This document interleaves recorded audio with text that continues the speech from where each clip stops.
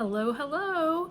My name is Gina. Welcome back to my YouTube channel, Knits and Color, where I am sharing with you my makes that are generally pretty colorful, and also maybe from designers that don't get quite as much attention in the knitting podcast sphere.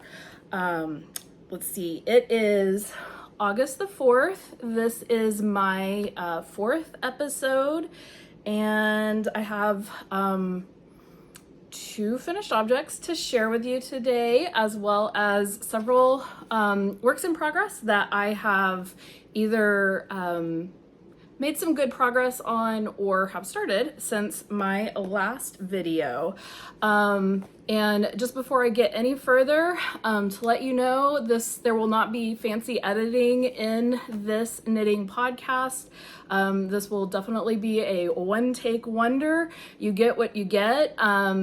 And at this point, I can't add chapters or anything yet. You have to reach a certain number of subscribers before you can do that. I always like it when people add those, but I can't do it yet. I would like to eventually, but I got to get more subscribers.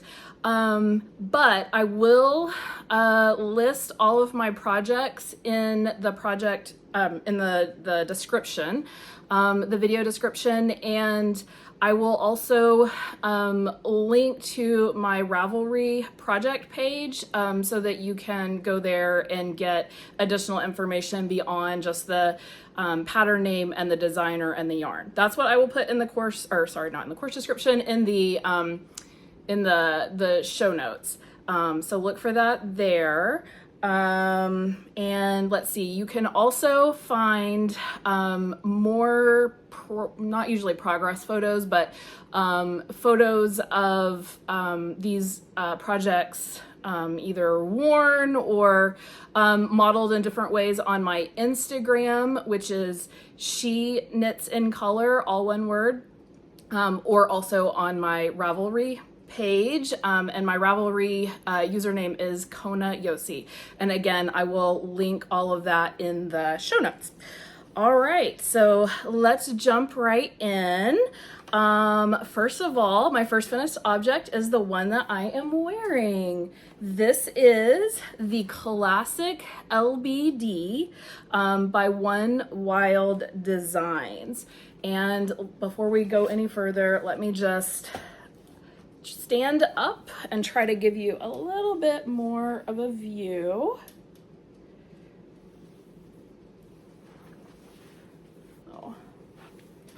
Move my chair, see if I can get a little bit further away. So we'll come back and talk about this, but as you can see here, I did not quite achieve what I had hoped about having the front hang even with the back. It's a little bit, riding up still a little bit in the front. And here's the back, just a plain back. Let me see if I can get my chair back without knocking everything down. I realized that I actually have two dress forms I could have been modeling finished objects on, or partial objects. And sorry, I cannot make them the same size. I can't figure out how to. This is an actual dress form that opens and moves and so forth for dressmaking.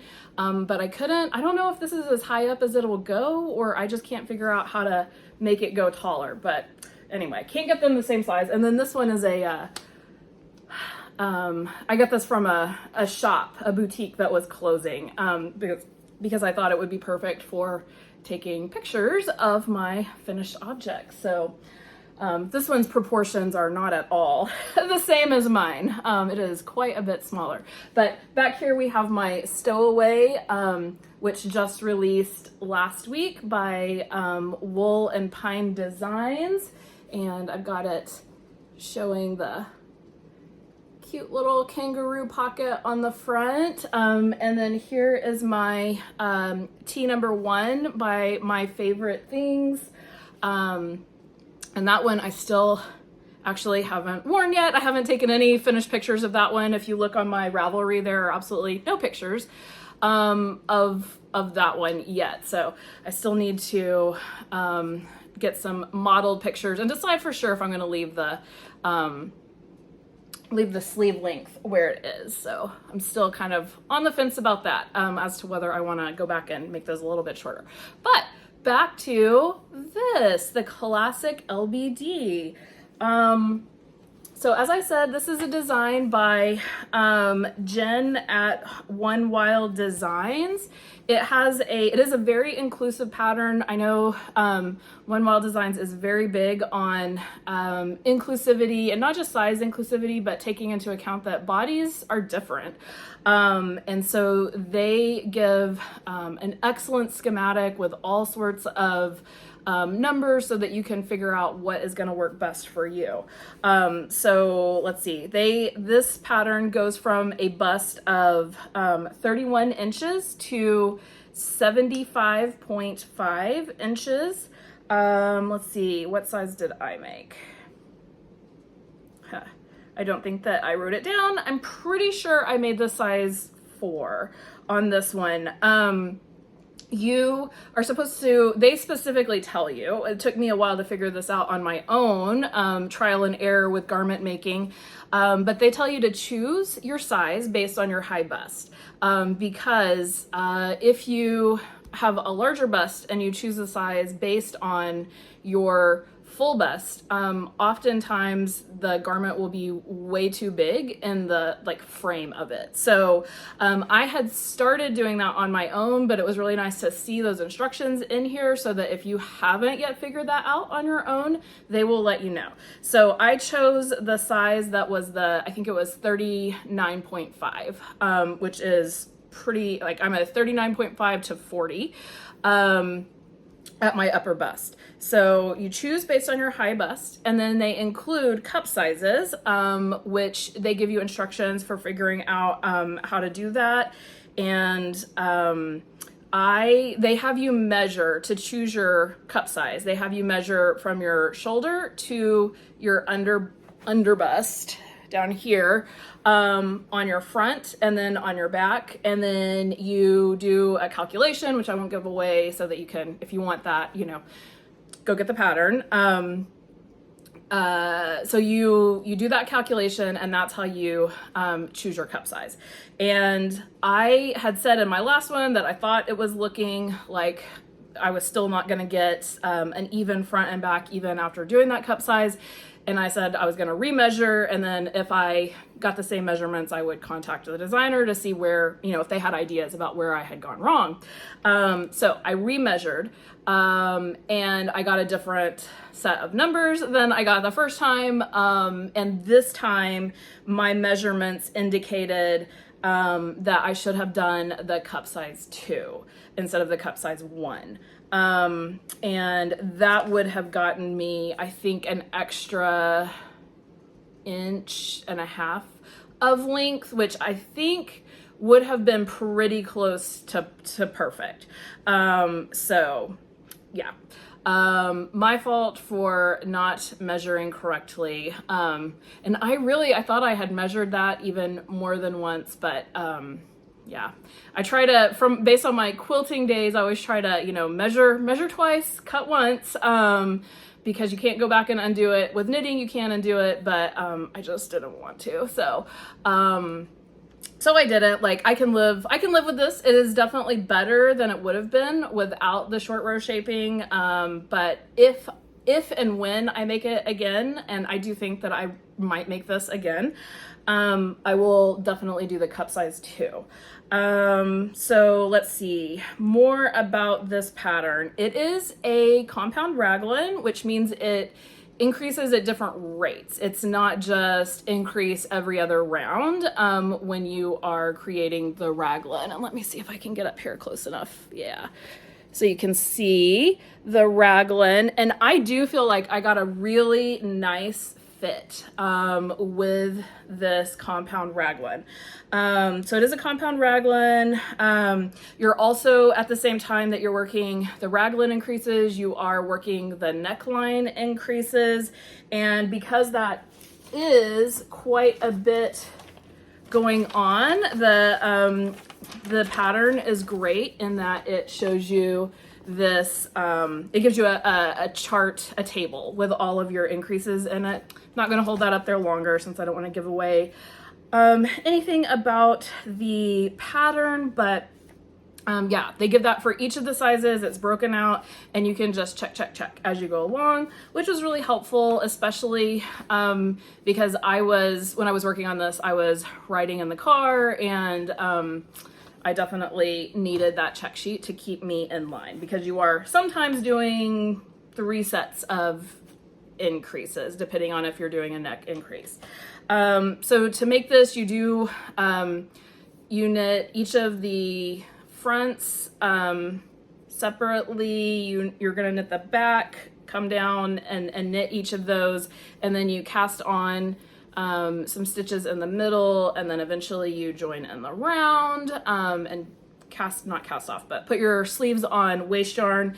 And then once you've got it joined in the round, you will just knit until you get to your full bust, and then you start putting in the full bust shaping, which is short rows, sorry, this camera is a little bit too low, or high, but you just put in short rows to add a little extra length under there. And then you also work some increases throughout the rest of the body, which gives it, they call it waist shaping.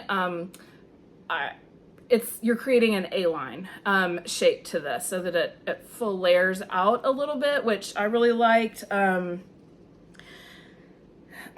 do like the fit of it. The hem pulls in a little bit. When I make this again, I might not go down in needle size. You drop down 2 needle sizes for all of the hems.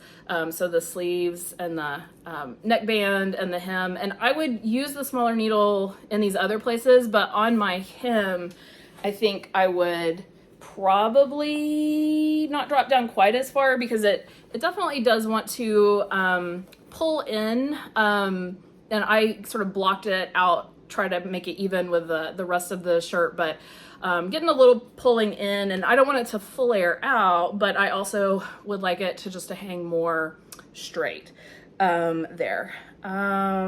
Overall, this pattern is really, really excellent. I highly recommend it. There are a lot of words, and the pattern is quite long. I don't normally print my patterns, but because I was going to work on this while I was in the car, I did go ahead and I also don't have a functioning printer at my house. So when I was at my mom's house, I stole her. So I'm 40 years old and still stealing my mom's printer ink, but so I did print it out, and I had to go through and look really carefully and pick out all the pages that I didn't actually need to print out. Just wanted the ones with instructions, and definitely wanted that check sheet for the increases. But there's a lot of words, and it is a little bit fussy in that some patterns will just tell you increase evenly over these stitches. This pattern does not do that. They lay everything out very precisely, but the end result is that you get a really nicely fitting shirt. One of the things that I really like about this is the neckline. Let's see if it can focus on that. The neckline lays really, really nice. It's a little bit fussy. There is a specific setup row to work on your ribbing so that you can then decrease. So there are actually some decreases in this neckline, which I assume is to help everything lay really nice and flat. And it does. It lays great. It's no gaping or anything like that. So yeah, definitely recommend this pattern. I think when I got this pattern on sale back around Christmas time of last year, and I think it was probably $8 or $9 when I got it, and then they raised their prices up to like $14 a pattern, I think. But I just noticed on Instagram they had posted last week that they are actually decreasing their pattern prices to make them a little bit more accessible, because yeah, $15 is, you know, definitely on the upper end of what knitting patterns cost most of the time. So, but definitely worth it. Would make again, and in fact, I have another tea quantity of this same yarn in a different color, and I might very well make the exact same shirt, only with the cup size 2 in, it's like a bluish purple color. Actually, I think it's really similar to this tea number 1. So I may not need to do that exact one, but I would definitely make this pattern again. It fits really well. It is not the most exciting thing in the world because it is just lots and lots and lots of stock in it. Like there's literally nothing else on this pattern except for the ribbing, but that's okay because it just makes a really nice classic shirt, which hence the name. Let's see. I'm looking for my yarn because I did bring one of my leftover balls here. So this is, oh, it was showing up. This is Knit Picks Elixir, which is a fingering weight yarn. It is 45% alpaca, 35% merino, and 20% linen. And it comes in 164 yards per 50 grams. Again, I'm not sure if Knit Picks was thinking of this as like a dupe for linen quill, or if they even see themselves in competition with that yarn line, but it is very different, even though the composition is similar, at least the kinds of fibers involved. But I think the alpaca content is higher in Elixir, I can't remember what the makeup of linen quill is. It has all those same fibers, but I suspect that the alpaca content is lower than 45%. But this is a nice, I think a really nice yarn. I think that the heathering is really beautiful that you get with the linen is black in there, and yeah, so I think it looks really good. It is much warmer than, say, like this guy back here is going to be in the linen quill. I will definitely not be wearing this until the later fall, or honestly, this will probably get the most wear in springtime for me, because it should be fine then, but it will be it'll be too warm for quite a while here. So yeah, that's Elixir, and I do not remember, I didn't look up how much Elixir costs per ball. I want to say it's probably in the $8 or $9 range for 50 grams. I did not pay that. I always haunt Knit Picks big sale that they have in, it's in the whole month of November now, basically, is their big sale. It used to be like right after, it was like during Black Friday, but it's extended so that it is much longer than that. And they have all sorts of great deals. And I got the Elixir then. I'm not sure if I got it. I know I got it on, they have what they call 2-4-6 day now. It used to be 1-3-5, but inflation, prices have gone up. So now it's where they will have some specific colors of some yarns for $2 a piece, $4 a piece, or $6 a piece. I don't remember if the Elixir was in the 4 or the 6. Maybe, I think it was the 4. And I got the max quantity that I could of those. They do limit the quantities when they have that special day. But I got a set of this. This is Hibiscus, and then I got another color that's like I said, a purpley blue color. And so I will be excited to work with that because I do enjoy working with this. Okay, so moving on, my other finished object is yet another emotional support chicken, and his comb is kind of fallen over there. And I still haven't woven in his end because I'm trying to kind of let things settle a little bit, because when you make stuffies, they can, like, the stuffing starts to settle and then they look deflated. So leaving that so that I can go back and add in, let's see, I talked about this guy before when he was just a flat piece, but I made him with this like cream colored. Here is a Lion brand Thick and Quick, super bulky, which I did not realize it was super bulky when I bought it. And then this is, I have no idea how to pronounce this. It's like a German brand, Schackenmeyer, SMC Tweed Montage. And this one, I know is discontinued. I looked that up on Ravelry, and it's a bulky. I got both of these yarns, at the thrift store.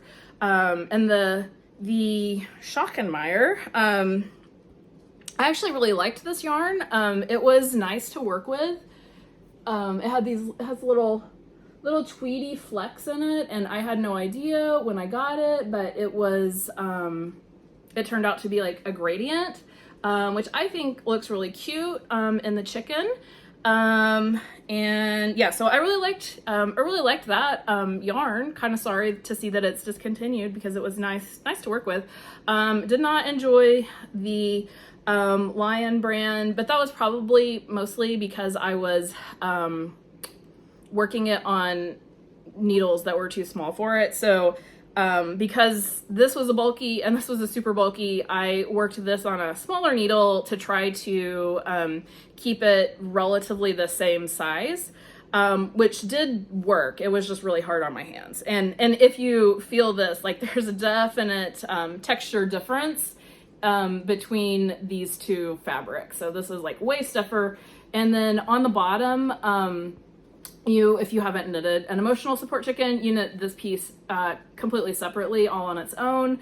And I did go up to a US 9 on that to make it less horrible on myself for all of that knitting, because I figured it doesn't really matter if the bottom is a little bit bigger gauge than the body is. So let's see. Anything else to say about this? So yeah, I said knit this on US 8s and this on US 10s and this on US 8s. And that is, I saw the millimeters in case you're a millimeter person. So this part was on 5mm needles and this on 6mm needles. And this guy was on my needles from July 6th, which was when we were traveling, and I cast him on until July 31st, when I finally just said, I'm going to get this thing done and get it out. So as you could see, he's pretty huge, and I decided I did not need 2 huge bolster pillow chickens, so I put him up on my social media, and he is going to go live with somebody else. One of my friends is purchasing him from me. So let's see. And then I forgot to say, but the classic LBD, I was on my needles from July 7th, which again, cast that on while I was on this long road trip. And then I cast it off on July 30th. Okay. And now for works in progress. And I do have several.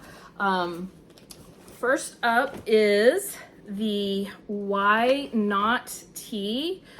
I think I showed this in my second video. I don't think I showed it last time because I hadn't made any progress. Hopefully that's showing on the screen because I can't see anything myself. I have made progress. Oh, I was showing you the inside. Sorry about that, wrong side. Here, this will be better.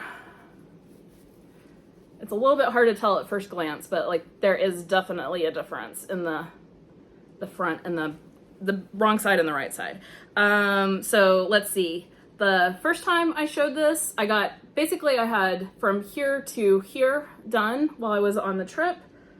And I did from here to here this past weekend. And the way that I can tell that is exactly how much I had done. Let's see if I can show you. Hopefully that's showing up. But I messed up, and there is a stitch pattern called the lateral braid that you're putting on this. I don't know if you can see, but it's really pretty. It's a braid that goes laterally, as you can guess from the name of it. And it just goes all along there. And I had already done a lateral braid, and I actually had marked it off on the pattern because I printed it out and was marking things off as I went along on the car trip, and had marked it off and still somehow managed to work that same row again. So that was dumb, but I realized it after I had gotten all the way around, and I was like, I'm not ripping that out. Nobody but me and the designer is ever gonna know that that's wrong. It looks fine. And so I just went on. So yeah, I got, some pretty good progress on that. I'm not sure how many more rows I have to go on the yoke. I think it's looking okay. Sorry, I got tangled up here. I am more concerned than I normally would be about fit on this one because I just took a shot in the dark as far as my gauge with the needles. I went back and researched, what size needles with Hawthorne, the yarn that I had been using to get different gauges, and picked one based on that. So let's hope my Ravelry notes were correct. But that was all on stockinette, and this is an extremely textured knit, as you can see. Like there are no stockinette rows in this at this point. Like these are all different kinds of stitches based on macrame. So it looks really neat, but yeah, I'm just not sure. Like it's going over my shoulders fine. I'm a little concerned it might be way too big, and I don't know. I'm not sure. I have no idea what my row gauge is compared to what it should be. So we'll just see. We'll see. I started working on this one as a break from my other projects, works in progress, that I'll show you in a second.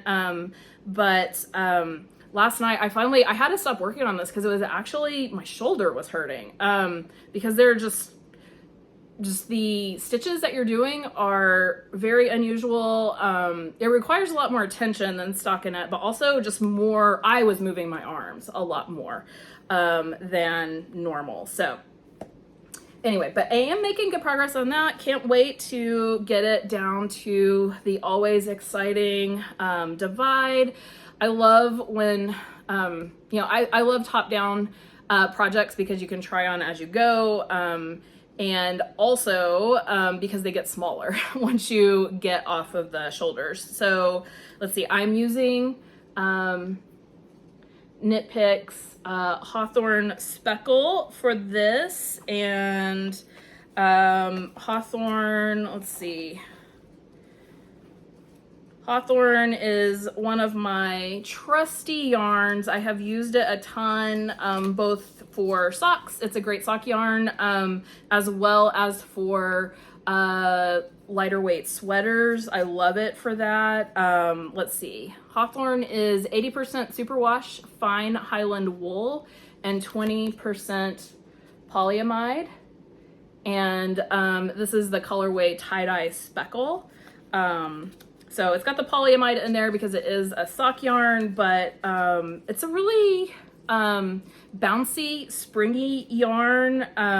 So I find it to be gentle, like, I guess, on my hands. It's not super soft, but it's also not scratchy, so I have no problem wearing the sweaters I've made with it next to skin, but it is definitely not merino.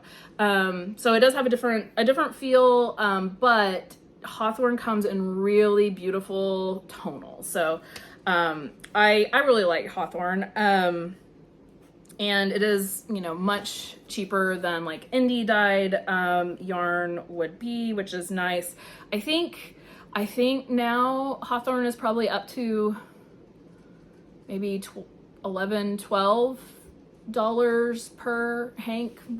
I might even be using pre-inflation prices there, but I usually, again, look for that on sale. I know, you know, the colors that I like of it, and Knit Picks usually has some colors of Hawthorne on really deep discount during that big sale that they have. So let's see. So Why Not, some stats on that. The Why Not tee is by Unwind Knitwear. I have bought a bunch of her patterns because I just love her aesthetic, but I have never made any of them.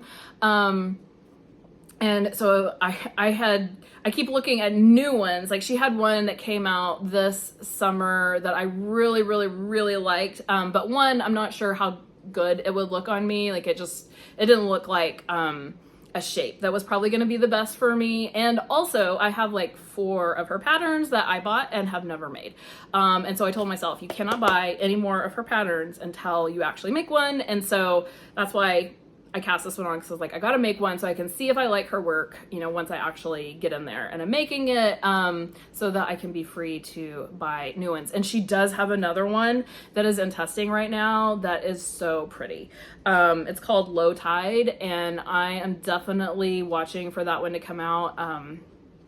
Hopefully I'll have this one done so I can free myself to buy that one when it's released, but it looks really pretty. I was first attracted to her color work yokes, but this Low Tide is a lot of, I think it's cables and lace. Anyway, it looks very pretty. Let's see, other things about this one. Once again, I'm not sure what size I'm making. I think I'm making the size large, which is the 4th size, and I am using US 6 needles, which is 4mm needles. And that one went on the needles on June 30th. It was the first one I cast on the road trip, and then I moved to other ones. Okay, the next 2 projects you have not seen yet because I just started them over the last few days. The first of those is the 3-season cardigan by Wool and Pine Designs. This one, as you might gather from the name, is in fact a cardigan. This was a pattern I chose as my tester compensation for the Stowaway. Hopefully that's showing up. So it's got lace, it's got this, it's not a slip stitch, it's like a textural pattern, and then this little cable, and then a center cable motif, and then it just repeats off to the other side. So what you're looking at is the back of my 3-season cardi. I am using Knit Picks Comfy Colormist, which looks like that. Skeined up, it comes in a hank, and I wound these balls a million years ago when I bought this. So this is Colormist in what is it? Tidewater, and it is worsted weight. Colormist is a 75% Pima cotton, 25% acrylic. It comes with 219 yards and 100 grams. And I have had this in my stash for so many years. Like maybe I might have bought this the very first year that I knew about and participated in Knitpix's big sale, because early on in my knitting career, I did not know that I don't really like working with cotton. So Colormist has gone on sale several other times since then, and I have never been tempted because at some point after I bought that, I realized, oh, I don't actually like to work with cotton. And yeah, so I've never gotten any others, but I bought that when I was a baby knitter and didn't know what I liked and didn't like, and so it has been sitting there forever. And I have seen some people make some really cute things out of it, and the 3-season Cardi is made for, they recommend a wool cotton blend for that one, because it is meant to be kind of a cooler cardigan. That's why it's a 3-season cardigan. Because it's got that lace on it, you know, it is not meant to be a warm garment. And so I decided, you know what, I'm going to be good and I'm going to get that Colormist, that deep stash out. And so it is primarily cotton, so it is not the exact kind of makeup that the design calls for, but I'm hoping it will be good enough. And if it's a disaster, hopefully it'll still be at least a wearable disaster. Yeah, and the way that this pattern starts, this is knit flat, which I don't think that I think the reason that I had never bought the 3-season Cardi before was because I really, really like the look of it. I think it is beautiful. But I think the reason I never bought it was because it was knitted flat. But then when we were sending in our request for our tester compensation pattern, I didn't go back and look at how garments were constructed when I requested this one, because I might have not done it. But once I had done it, I was like, you know what? I'm a big girl. I can do this. I can knit this flat. I can seam. I've been seaming those stupid chickens all summer, and this will be a lot easier to seam than the chickens are, so I can do it. So the way this works is you cast on provisionally for the shoulders, and you knit a little bit, and you cast on the other shoulder, knit a little bit, and then you knit across the second shoulder that you started, and then you cast on your stitches here. And as you can see, I provisionally cast on straight onto my try-it-on tubing or barber cord, whatever you want to call this stuff, and then I cast onto it, and then you join the other shoulder, and then you just knit down. This is one full repeat of the chart, and I will have at least one more of these, and then probably some more. It is in the sample is pretty cropped. I tend to, if I cropped it as short as they crop it, like it would just barely go under my boobs. So I'll have to make mine a little bit longer, but I'm not planning on it being a super long garment, and I may be playing yarn chicken too. So might have to sort of leave the bottoms on hold before I put my hem on and see how it's all fitting before I actually do the hems. And yeah, I am using Knit Companion to work on that one because it, like, that whole back is one giant chart. And I'm no good with reading my knitting to figure out, some people can memorize chart patterns and lace patterns, and that is not me. So I marked that all up in Knit Companion, and I'm using it. So it can only be knit when I have my iPad with me to look at. And then my next knit, new whip in progress. I mentioned this one last time, but I hadn't actually even picked out colors for it yet. And that is the Amissa which is a color work pullover that I am testing for Indigo knits. Oh, I love it, love it. It is a fingering weight pullover and circle yoke, and this is a labyrinth pattern. And so it's going to be just like this until you get to the end of the yoke, and then you cast off stitches.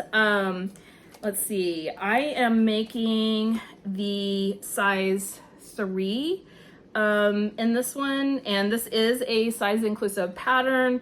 It goes from 34.25 inches to 74.25 inches.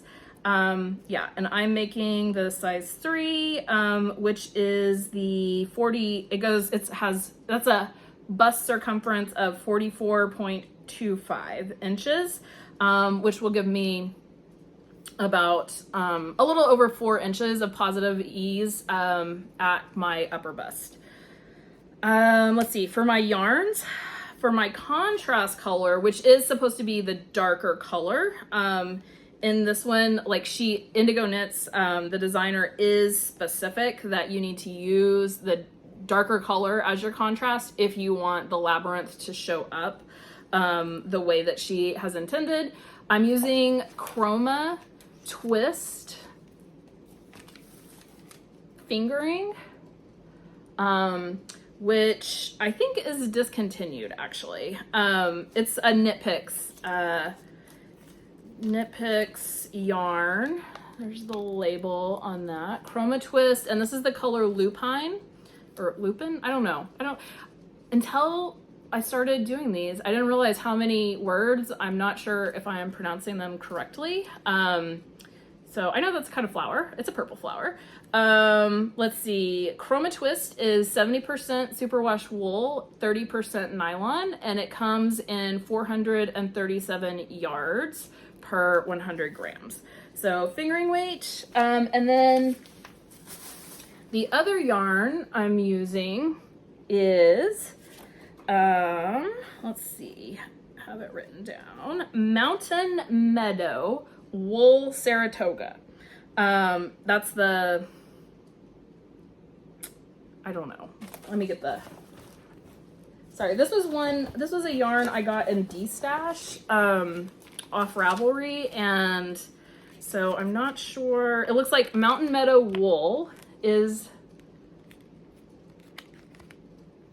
the maker. That is not showing up. Mountain Meadow Wool is the maker, and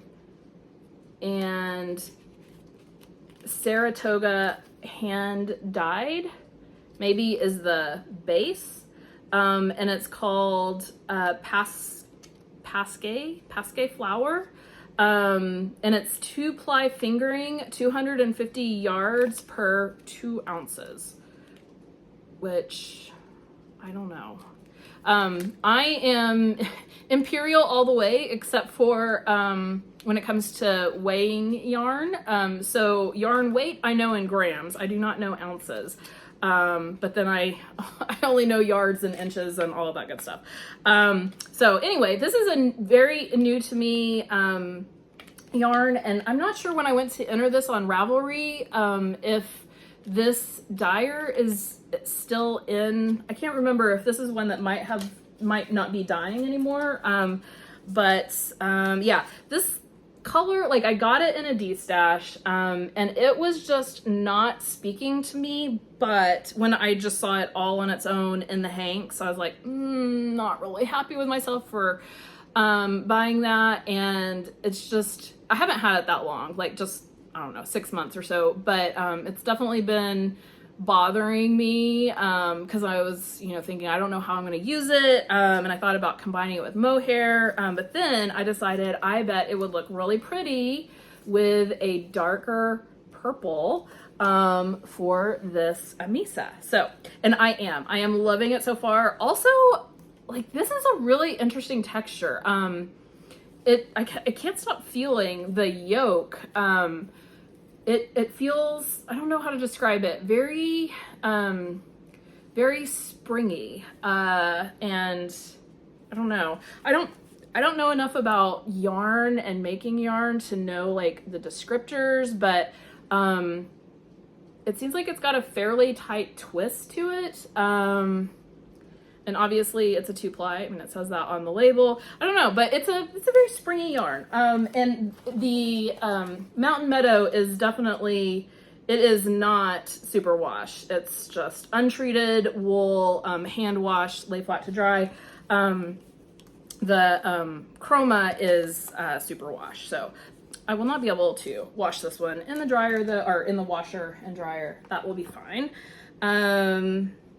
And yeah, so this one's a circle yoke. I decided to start provisionally because I just wanted to jump in to the yoke, get started on the fun color work. And so I'll come back probably after I finish the yoke. I will come back and do the neckband, or maybe I'll get bored of the yoke and put on the neckband. There are a couple of options. You can just do a regular neck, rib neck, or you can do a folded collar, and I'm gonna do the folded collar. I did my first one of those a couple of years ago, and they look so nice. So yeah, I think, and it won't be too hot on this because this is fingering weight. So I think that will look nice, but for now it is provisionally cast on. And once again, I used my tubing. I just cast directly onto that, so I can just slide that out when I go to put this back on. My needles, and this is a circle yoke, so I will be doing the designer gave us the go ahead to do any modifications we need, so I will be moving the arms back to the back of the garment, further back than they would be, not to the very back, but my front, my if you measure from side to side around my front, it is about 10 inches bigger than my back, which again is why my garments do not hang correctly from in the front. So I will be, by moving where the arms go further back, you steal some of that back width and put it up front, because most patterns do have you divide off like directly in the middle, but most women tend to have more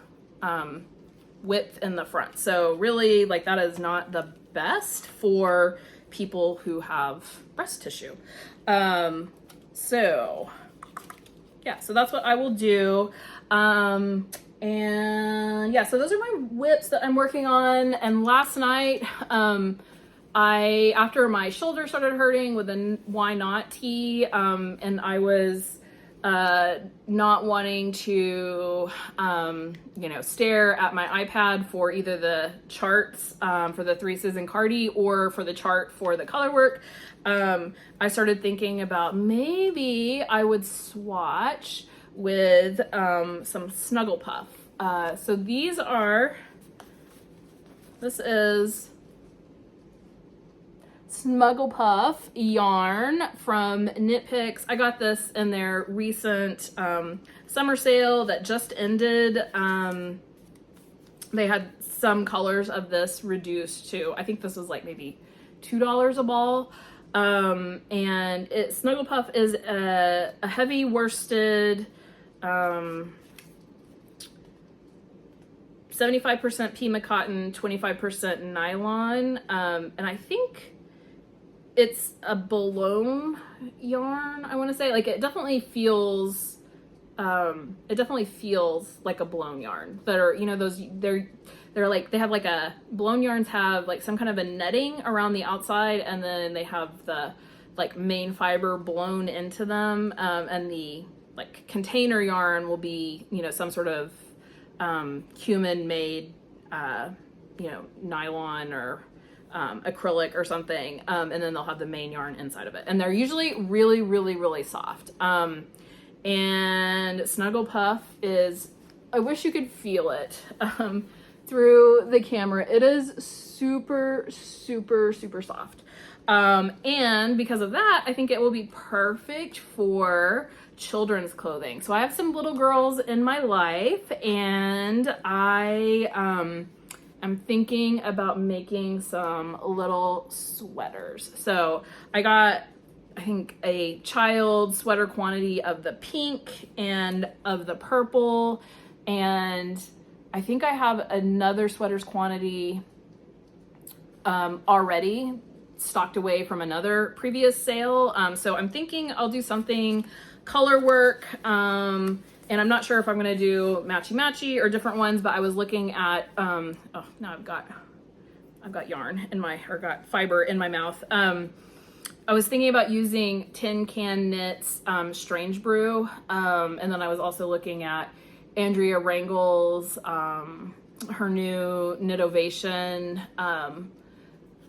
stitch motif book that just came out in the last 6 months or so, for maybe some inspiration about what to do for that. And yeah, if you don't know, the Strange Brew pattern gives you like all the numbers you need to create your own circle yoke colorwork sweater, and it gives you like a fingering, a worsted, and a DK or a sport option.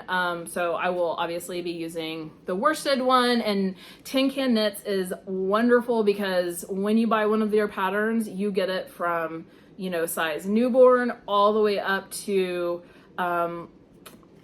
I want to say 4 or 5 XL. So I have made all of those size ranges in different patterns of theirs that I've had. So love Tin Can's knits, and that's what I'm thinking about, is doing something from the Strange Brew. And I need to swatch because I've never actually used Snuggle Puff before, so I need to see how it knits up. But yeah, that's what I'm sort of percolating on for the future. And then I started working on some fall knitting plans, and I don't know, I have so many things that I want to knit, and I don't know how to narrow those down. I'm not very systematic. Do you have, like, what method do you use to determine what you're gonna make? Do you start with a list and stick to it, or are you just swayed by whatever new fun thing gets released?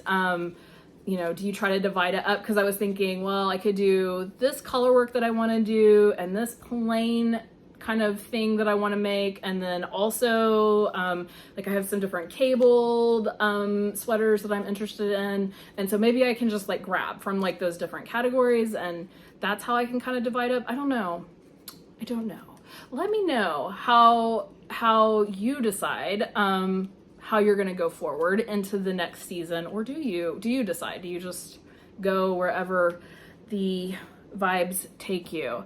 I would love it if you leave me a comment if you have stuck around this long. I really appreciate those of you who have been watching. Yeah, it's been an interesting experience to you know, put my thoughts out there and see what people think. But I would love it if you would leave me a comment, and be well until the next time.